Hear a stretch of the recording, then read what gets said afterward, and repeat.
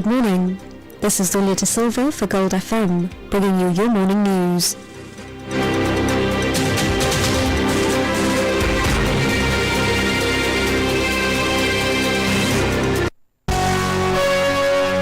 news headlines on Gold FM.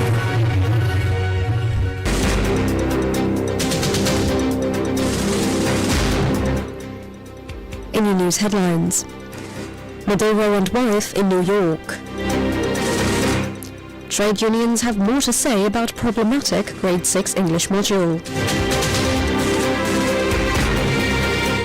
Housing allowances for Witwer victims to be dispersed. Rains to increase from tomorrow.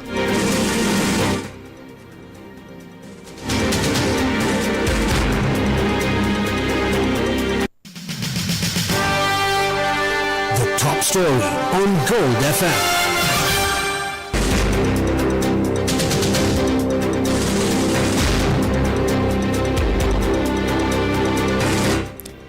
Venezuelan President Nicolas Maduro and his wife Celia Flores were reportedly escorted to New York early this morning. They were captured yesterday in their home following a U.S. assault on Venezuela.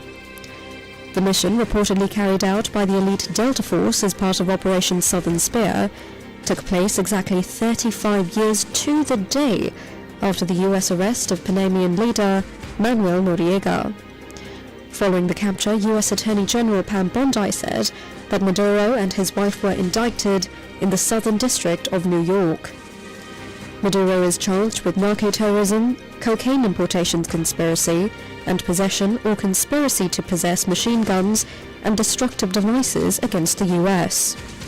While opposition leader of Venezuela, Marina Corina Machado, who is aligned with Trump, welcomed the intervention, the Venezuelan military declared a state of external disturbance, urging citizens to resist what they describe as unprecedented imperialist aggression. Trump, during a special address pertaining to the strikes, said that the U.S. would control Venezuela for now, and that the administration was mulling handing over leadership to the opposition leader. Speaking at the press conference, this is what Trump had to say on the future of Venezuela's administration.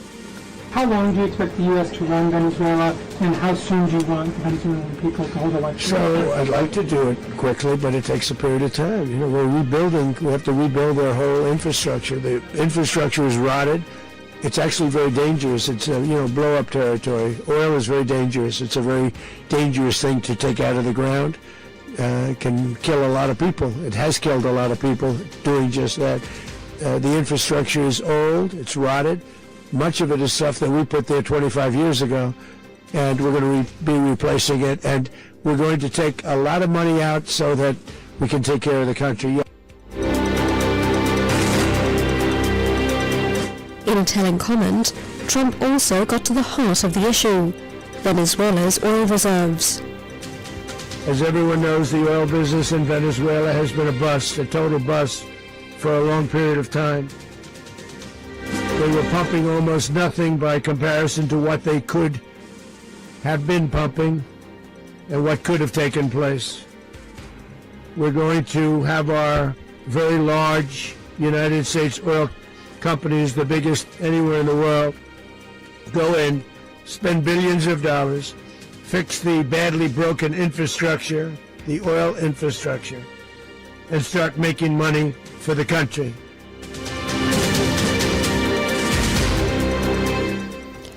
In the meantime, the U.S.'s Secretary of War, Pete Hegseth, described Maduro's capture as the most sophisticated, complicated, and successful of all time.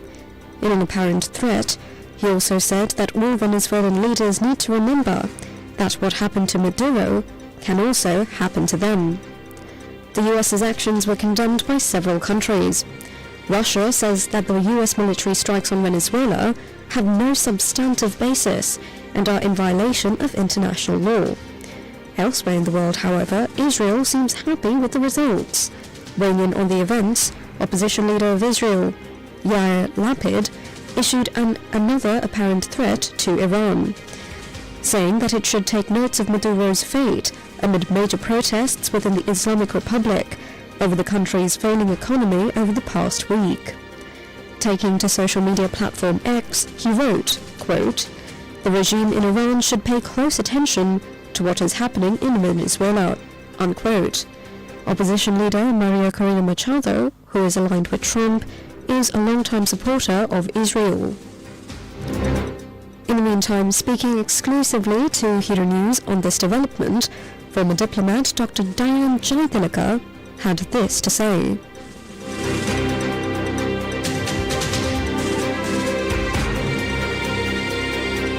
Well, the United States militarily attacked Venezuela, a country which has not fired a single bullet at the United States. So it was unilateral aggression by the United States in peacetime, having assembled a massive military force off the coast of Venezuela. That is a complete violation of international law because it is an attack on a country's sovereignty and national independence. Now, on top of that, there has been a kidnapping of the president of Venezuela, Nicolas Maduro. Now, whatever one thinks of Maduro's governance methods and the regime, if the people of Venezuela don't like him, they will overthrow him. I mean, in many countries, including Sri Lanka, people have risen up and eventually they overthrow a leader who they don't like if it doesn't work out electorally. No country has a right to attack another country which has not raised a rifle against it. Dr. Jaytilaka also called the capture of Maduro and his wife an old type of imperialism and colonialism. He also stated that this development possesses a message for countries like Sri Lanka. Countries like Sri Lanka must learn two things. Firstly, it must not make the mistake that President Maduro made and open himself to criticism on the question of how he held elections. Elections should be held on time. They must be fair and transparent. Otherwise, you give a handle to your external enemy. And secondly, Sri Lanka, like the other countries of the global south, must have close relations of solidarity with all countries of the global south. We can stand up to international aggression only if countries of the global south support each other. That's very important. Unfortunately, Sri Lanka has turned its back on some and right on meetings of the global south. We must not do that anymore. We have to support one another, and we also have to recognize which great powers in the world today support national independence and solidarity and are opposed to this kind of smash and grab interventions where leaders are arbitrarily kidnapped.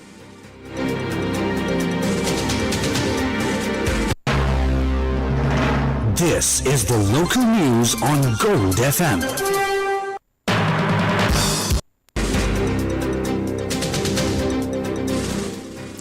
The Ceylon Teachers Union demands that Ministry of Education, Prime Minister Dr. Harini Amarasuriya, take full responsibility for the controversial Grade 6 English language module. The president of the association, Priyantha Fernando, alleged that over 60 million rupees were wasted on printing the material, which is since suspended due to inappropriate content. Investigations are ongoing after it was revealed that the module contained a link to an inappropriate website, leading to the Director General of the National Institute of Education to step aside pending an inquiry. A complaint was also lodged with the Criminal Investigation Department. A two-day international conference of the SARC Journalist Forum is set to begin at Nalanda University in India today, with Sri Lanka's media landscape also in focus. Over 200 delegates, including prominent writers and research scholars, will participate in sessions that bridge cultural heritage with pressing human rights issues of the present day. The conference aims to pressure regional movements to respect international standards of media ethics and protect the constitutional rights of journalists. International leaders are expected to use the platform to confront rising barriers to freedom of expression and the mounting obstacles facing both individual journalists and media institutions across the region. Speaking to Hero News, President of the SARC Journalist Forum, Raju Lama, gave his thoughts on the conference. SARC Journalist Forum itself is an international organization of journalists of South Asia, and we have hundreds, thousands of journalists organized in our organization, mainly in the South Asian region. I would like to tell you, in South Asia, SAARC region means Nepal, India, Bangladesh, Pakistan, Afghanistan, Sri Lanka, Bhutan, and Maldives. We have a chapter, and not only that, we have many journalists in the all around the world also. Like the journalists from South Asia, they go for in the work for the journalism outside from the South Asia. Like in Europe, we have a chapter. In USA, we have a chapter. In SAARC Journalist Forum itself is working for the press and expression freedom in the South Asian region. And actually, the Nalanda University, Open University, located in the Bihar, collaboration with Nalanda University, SAARC Journalist Forum, we are going to organize an international press conference there, and we will do discussion here with journalists from the different countries like Thailand, Bangladesh, Sri Lanka, Nepal, and then Bhutan, and then India, different states of India, and we will do discussions regarding the press and expression freedom, human rights, democracy, and then rights of the journalist over there also. And we will do the discussions of the importance of Nalanda University and historical thing of the Nalanda University, and then we will do the discussions there in the different academic way, the importance of the press and expression freedom, not only that, about the Buddhism, about the Nalanda University's importance and historical places also. Along that, we will do about the discussions there about the human rights and then press and expression freedom. National organiser of the Sri Lanka Bodhijana Peramune, Namal Rajapaksa, accused the government of sacrificing public officials to cover up its own mistakes. The MP made these remarks after visiting Johan Fernando, the son of former Minister Johnston Fernando, and former Minister Douglas Devananda at the Mahana Remand prison yesterday. ඒක පැත්තකින් ආණ්ඩුව ඩෑස්පෝරාව සතුටු කරන්න අවුරුදු ගණනාවක් LTT ක්‍රස්තවාදය අතහැරලා ක්‍රස්තවාදයට විරුද්ධව උතුරේ ප්‍රජාතන්ත්‍රවාදී දේශපාලනට ආපු අයව අත්අඩංගුවට අරගෙන උත්සාහ කරනවා ක්‍රස්තවාදීන් බඩපත් ගන්න. අනිත් පැත්තෙන් ක්‍රස්තවාදීන් විදිහට මේ රට ක්‍රස්තවාදයේ වපුරපු වෙනම රාජ්‍යයක් ඉල්ලපු අයගේ අවස්ථාව නිශ්චය කරලා ආණ්ඩුව තව පැත්තකින් කටයුතු කරනවා. දැන් මේ වෙනකොට අපිට එහෙම ඔබතුමාව ඉක්මනටම අත්අඩංගුවට ගන්නවා කියලා මේ කතාව වෙනවා. මම ඔබ 2015 ඉඳන් අහනවා. ඒ හින්දා මාව අත්අඩංගුවට ගත්තා කියලා අපේ ගමන නවත්තන්න බෑ. හරි ලාමකයිනේ. හරි පොඩි ළමයි වගේ හිතන්නේ. දැක්කනේ පහුගිය කාලේ අධ්‍යාපන අමාත්‍යාංශයේ වෙච්ච සිදුවීම. අනේ වෙන ආණ්ඩුවල ඇමතිවරු වැරදි. මේ ආණ්ඩුවේ නිලධාරීන් වැරදි. නිලධාරී ඉල්ලාස් වල වැඩක් නැහැ. එමනම් ඇමතිවරු ඉල්ලාස් වෙන්න ඕන. අග්‍රාමාත්‍යවරු ඉල්ලාස් වෙන්න ඕන. එහෙම නැත්නම් මේක අර ත්‍රිකුණාමලේ බුදු පිළිමයක් තැන්පත් කරන්න ගියාම බුදු පිළිම වහන්සේ වඩම්මගෙන ගිහිල්ලා පොලිසිය තැන්පත් කරා වගේ printing machine එක ගාලා පොලිසිය තියන්න ඕන. මොකද මේකේ අවසානය කියයි printing machine එක තනියම මේක print කරගෙන කියලා. දැන් පොලිසිය විනාශම කළා දාලානේ. දැන් පස් කපන මිනිස්සෙක් ඇල්ලුවා මේ පස් කපන අල්ලපු නිලධාරියට ගහලා පන්නලා පස් කපපු මිනිහ එළියට දානවා. ආණ්ඩුව ඇමතිවරු ගිහිල්ලා. ගංජා හේනක් ඇල්ලුවා മന്ത്രിවරයෙක්ට අයිති කියලා කියන. ඒ ගංජා හේන අල්ලපු පොලිසිය නිලධාරියට පාරේදී ගහලා ඔහු മന്ത്രിවරට ගැහුවා කියලා හිරේ දානවා. හැබැයි ඒක මාධ්‍ය ගියාම මේ මාධ්‍ය ආයතනයේ වහන්නත් TRC එකට යවනවා. දැන් හිරු මාධ්‍ය ආයතනෙ වෙච්ච ඉතින් අපි දැක්කනේ. ඒ වගේම ආපදාවක ලක්වීම සම්බන්ධයෙන් මහජනතාව දැනුවත් කරොත් මාධ්‍ය ආයතනයෙන් දෙන මාධ්‍ය ආයතනය විසින් දැනුවත් කරාම ඒ මාධ්‍ය ආයතන මර්ධනය කරන්න උත්සාහ කරනවා. ප්‍රාදේශීය ලේකම් කාර්යාලය සම්පූර්ණ දේශපාලනීකරණය ලක් වෙලා තමන්ගේ අනසකට ගන්න උත්සාහ කරනවා. ඒකට හදිසියක් වුණොත් නාමල් සූදානම් දරට දාලා ගන්න. මම දැන් විපක්ෂයක් විදිහට අපි ඕනෑම වෙලාවක මේ රටේ ජනතාව වෙනුවෙන් ඕනෑම අභියෝගයකට අපි සූදානම්. එක්සත් ජාතික පක්ෂයේ සහ ජනබලවේගයේ එකතු වීමේ ලොකු සූදානමක් තියෙනවා. සජිත් ප්‍රේමදාස විපක්ෂ නායකතුමාට රනිල් වික්‍රමසිංහ හිටපු ජනාධිපතිතුමාටත් කලින් මම තමයි කිව්වේ මේ දෙන්න එකතු වෙන්න ඕනේ කියලා. ඒත් මගේ දේශපාලනය අපේ තාත්තා කියලා තියෙන දේශපාලනේ බෙදලා කොටලා වෙන් කරලා කරන දේශපාලනයක් නෙවෙයි. එකතු වෙලා යන දේශපාලනයක්. ඉතින් ඒ හින්දා මම හිතනවා ඒ කට්ටිය එකතු වීම, ඒ කට්ටිය මතවාදී එකතු වීම හොඳ කාරණයක්. ආණ්ඩුවට මර්ධනය අලුත් අවුරුද්දද පරණ අවුරුද්දද කියලා නෑ අපි මර්ධනයට මුහුණ දෙනවා. බලමු. ආණ්ඩුවට අපි කියන්නේ අපි බලමු. හැප්පිලා බලමු. අපි එයාගෙන් ඉල්ලන්නේ කරුණාකරලා මේ වෙලාවේ රටට ඩොලර් අවශ්‍ය වෙලාවක් මගේ ඩොලර් බිම 18 ඉතාමත් කඩනමේ උගන්ඩාවෙන් අරගෙන එන්න කියලා මම ඉල්ලීමක් කරනවා අන්තිමට. ලම්බුගනි 18 තියෙනවා නම් අරගෙන එන්න. බකින්ගම් මාලිගාව තියෙනවා නම් ගේන්න. ඒකේ දියුණු ප්‍රකාශ වුණා නම් මම ඒකත් දෙන්නම්.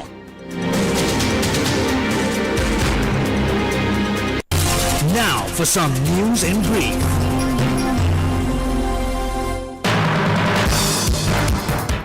The Department of Meteorology warned of an increase in rainfall across the northern, eastern and Uva provinces, as well as the Polonnaruwa, Matale and Nuwara districts from tomorrow.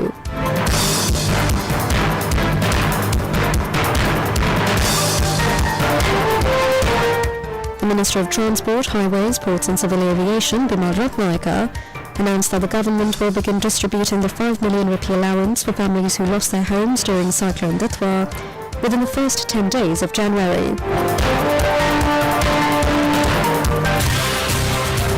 business news on Gold FM.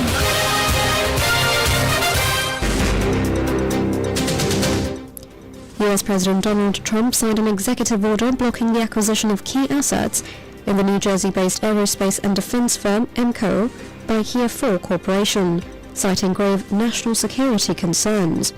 He alleged that the firm is controlled by a citizen of the People's Republic of China and may take actions that threaten to impair the national security of the US.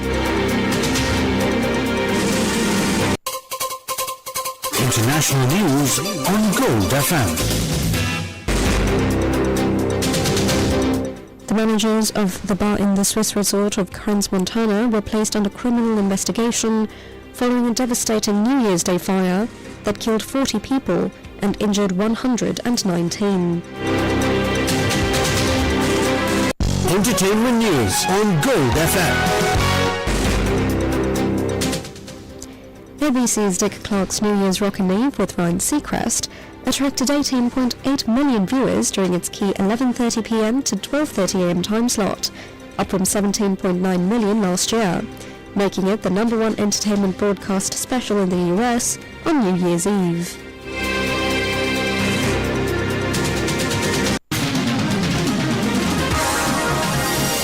Sports news on Gold FM. The fifth and final Ashes test between England and Australia commenced at the Sydney Cricket Ground, with the visitors struggling early on opening day. After winning the toss and electing to bat, England are currently on 126 for the loss of 3 in 25.3 overs. That's it for now. This is Dulia De Silva for Gold FM.